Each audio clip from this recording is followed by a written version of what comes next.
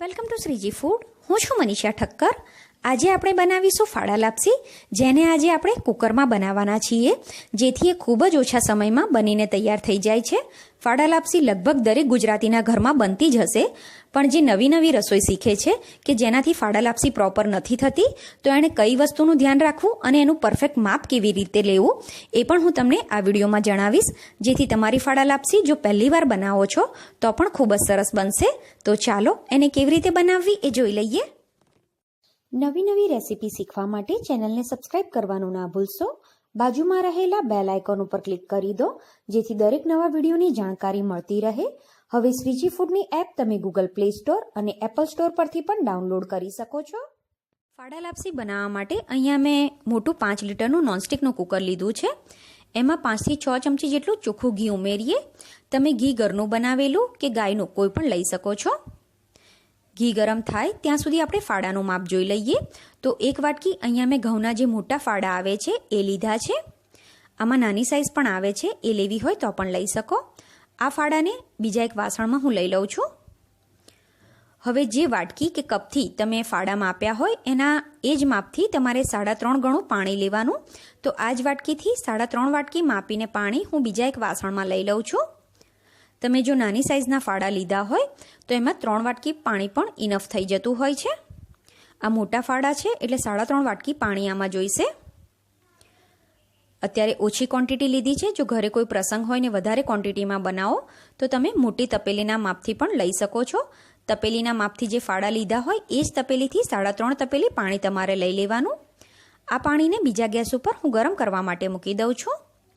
જે ઘી ગરમ કરવા માટે મૂક્યું હતું એ પણ ગરમ થઈ ગયું છે. તો ફાડા એમાં ઉમેરીએ અને એને મીડિયમ ટુ હાઈ ફ્લેમ ઉપર થોડા શેકી લઈએ. ફાડાને વચ્ચે વચ્ચે હલાવતા રહેવાનું છે. અત્યારે મેં ઘી સરખું લીધું છે, પણ તમારે જો ઓછા ઘીમાં બનાવવા છે ફાડા તો પણ બનાવી શકો છો. જેમ જેમ આ શેકાતા જશે એમ આનો કલર પણ ચેન્જ થવા લાગશે. આનો થોડો કલર ચેન્જ થાય ત્યારે આમાં તજ અને લવિંગ ઉમેરી દઈશું. તમારે જો તમાલપત્ર અને આખી ઇલાયચી ઉમેરવી હોય તો પણ અત્યારે ઉમેરી શકો છો. એ થોડું શેકાય એટલે એમાં સૂકી દ્રાક્ષ ઉમેરી દઈએ. ખડા મસાલા આની સાથે શેકવાથી એની ખૂબ જ સરસ સુગંધ ફાડામાં બેસી જતી હોય છે. ગોલ્ડન બ્રાઉન કલર આનો થઈ ગયો છે. આવો કલર આવે ત્યાં સુધી ફાડાને શેકવાના. જે પાણી ગરમ કરવા માટે મૂક્યું હતું એ પણ ગરમ થઈ ગયું છે. તો પાણી આમાં ઉમેરી દઈએ. પાણી ઉમેરતા હો ત્યારે ગેસ ધીમો કરી દેવાનો છે. બધું પાણી આમાં ઉમેરી દઈશું. ક્યારેય પણ ફાડામાં ઠંડુ પાણી નહીં ઉમેરવાનું, એટલે કે નોર્મલ જે તમે રસોઈમાં વાપરતા હોય એવું પાણી ગરમ કર્યા વગરનું નહીં ઉમેરવાનું. જો તમે એવું પાણી ઉમેરશો તો ફાડાનું ટેમ્પરેચર ચેન્જ થઈ જશે ને ફાડા ખાવામાં કડક બનશે. ગરમ પાણી ઉમેરવાથી એનું ટેમ્પરેચર મેન્ટેન રહે ને આ રીતે તરત જ પાણી ઉકળવા લાગે, એટલે આપણે પાણીને ગરમ કરીને આમાં ઉમેર્યું છે. હવે કુકરનું ઢાંકણું બંધ કરી દઈશું અને ઢાંકણ બંધ કરીને મીડિયમ ટુ હાઈ ફ્લેમ ઉપર આની 5 થી 6 વિસલ કરી લેવાની છે. 6 વિસલ થઈ જાય એટલે ગેસ બંધ કરીને કુકરને ઠંડુ થવા દેવાનું. કુકર ઠંડુ થઈ ગયું છે, ખોલી લઈએ એને. 6 વિસલ પછી તમે જોઈ શકો છો ફાડા ખૂબ જ સરસ રીતે ચડી ગયા છે. ફાડાને પણ આ રીતે હાથમાં દબાવીને ચેક કરી લો. એ સરળતાથી આ રીતે દબાઈ જવા જોઈએ. જો તમને લાગે કે કડક છે તો 1-2 વિસલ થોડું પાણી ઉમેરીને કરી શકો છો. મેં ફરી ગેસ ચાલુ કર્યો છે. હવે આમાં ગળપણ ઉમેરીશું. તો અડધી વાટકી મેં ગોળ સમારીને લીધો છે. સાથે જ હું આમાં 2 થી 3 ચમચી જેટલી ખાંડ ઉમેરું છું. હું ગોળ અને ખાંડ બંનેનો ઉપયોગ કરું છું, પણ તમારે જો કોઈ એક વસ્તુ ઉપયોગમાં લેવી છે, એકલી ખાંડ કે એકલો ગોળ, તો પણ લઈ શકો છો. તો એનું માપ તમારે પોણી વાટકી રાખવાનું. અત્યારે મેં ગોળ ખાંડ બંને ભેગું કરીને પોણી વાટકી લીધું છે. આ રીતે બંને ભેગું કરીને ટ્રાય કરશો તો ટેસ્ટ ખૂબ જ સરસ લાગશે. મીડિયમ ગેસ ઉપર આને ચડવા દેવાનું છે. જેમ જેમ ગોળ અને ખાંડ ઓગળતું જશે એમ આનો કલર પણ ચેન્જ થવા લાગશે. આ ટાઈમે આમાં 4 ચમચી જેટલું ટોપરાનું છીણ ઉમેરીશું. જે ડેસિકેટેડ કોકોનટ હોય છે એ મેં લીધું છે. અને અડધી ચમચી ઇલાયચી જાયફળનો પાવડર ઉમેરીશું. સરસ રીતે આને મિક્સ કરી લો.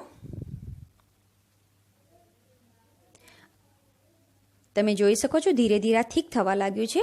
આ ટાઈમે જ આમાં ડ્રાયફ્રૂટ ઉમેરીશું, જેમાં કાજુ, બદામ અને પિસ્તા મેં લીધા છે. તમને જે પણ ડ્રાયફ્રૂટ ભાવતું હોય એ વધારે ઓછું કે સ્કીપ કરવું હોય તો કરી શકો છો. હજુ આ થોડું થીક થાય ત્યાં સુધી એને ચડવા દઈશું અને આને સતત હલાવતા રહીશું. હવે આનું લચકા પડતું ટેક્સચર આવે ત્યાં સુધી એને થવા દેવાનું. તો તમે જોઈ શકો છો એ રીતનું આનું ટેક્સચર આવી ગયું છે. નજીકથી પણ તમને આનું ટેક્સચર બતાવું તો તમે જોઈ શકો છો આના ઉપર ઘીની હલકી તમને શાઇન દેખાશે અને લચકા પડતું એનું ટેક્સચર પણ આ રીતનું તમને જોવા મળશે. કેમ કે આ ઠંડુ થાય એટલે હજુ થોડું થીક થાય એટલે આ ટાઈમે ગેસ બંધ કરી દેવાનો છે. મેં ફાડા લાપસીને એક બોલમાં લઈ લીધી છે અને એના ગાર્નિશિંગ માટે ઉપરથી પણ થોડું ટોપરાનું છીણ અને ડ્રાયફ્રૂટ સમારીને ઉમેર્યું છે. આ ટેસ્ટમાં ખૂબ જ સરસ બને છે અને અત્યારે જે માપ લીધું એનાથી તમે 4 વ્યક્તિને સર્વ કરી શકો એટલી ફાડા લાપસી બનીને તૈયાર થાય છે. અત્યારે આપણે આને લૂઝ સર્વ કરી છે, પણ ઘણા લોકો આના પીસીસ કરીને પણ સર્વ કરતા હોય છે. તો કુકરમાં જે આપણે ફાડા લાપસી બનાવી એ જ વસ્તુને તમારે થાળીમાં ઘી લગાવીને પાથરી દેવાની અને પછી એના ઉપર ટોપરાનું છીણ અને સમારેલું ડ્રાયફ્રૂટ ઉમેરી દેવાનું અને એને ઠંડુ થવા દેવાનું. પછી તમારે જ્યારે કોઈ મહેમાન આવવાના હોય ત્યારે તમે એને પીસ કરીને સર્વ કરો તો એ પણ ખૂબ જ સરસ લાગતું હોય છે. તો એકવાર બનાવીને જરૂર ટ્રાય કરજો.